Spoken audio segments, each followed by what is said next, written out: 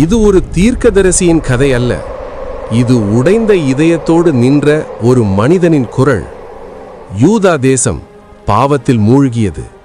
ஆலயம் இருந்தது, ஆனால் தேவன் இல்லை. வழிபாடு இருந்தது, ஆனால் உண்மை இல்லை. அந்த நேரத்தில் ஒரு இளைஞனை தேவன் அழைத்தார். கருவில் உருவாக்கும் முன் உன்னை அறிந்தேன், ஜாதிகளுக்கு தீர்க்கதரிசியாக நியமித்தேன். அவன் பயந்தான். நான் சிறுவன். தேவன் சொன்னார், நீ பயப்படாதே, நான் உன்னுடன் இருக்கிறேன். எரேமியா எழுந்தான். அவன் வார்த்தை மென்மை இல்லை, அது நெருப்பு, அது சுத்தி. மனந்திரும்புங்கள், இல்லையெனில் பாபிலோன் வரும். மக்கள் சிரித்தார்கள். ஆட்சியாளர்கள் கோபித்தார்கள்.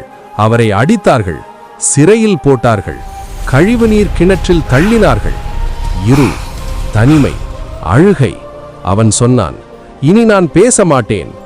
ஆனால் தேவனுடைய வார்த்தை அவன் எலும்புக்குள் நெருப்பாய் எரிந்தது. அவன் மௌனமாக இருக்க முடியவில்லை.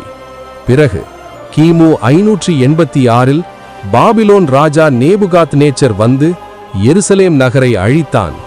நகரம் எரிந்தது, ஆலயம் சிதறியது, மக்கள் சிறைப்பிடிக்கப்பட்டார்கள்.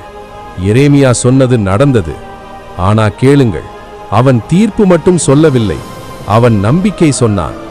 நான் உங்களோடு புதிய உடன்படிக்கை செய்வேன், உங்கள் இருதயத்தில் என் நியாய பிரமாணத்தை எழுதுவேன்.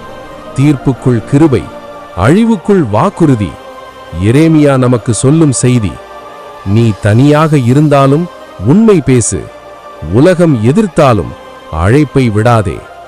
தேவன் கொடுத்த நெருப்பு உன் உள்ளத்தில் எரிந்தால் உலகமே அதை அணைக்க முடியாது.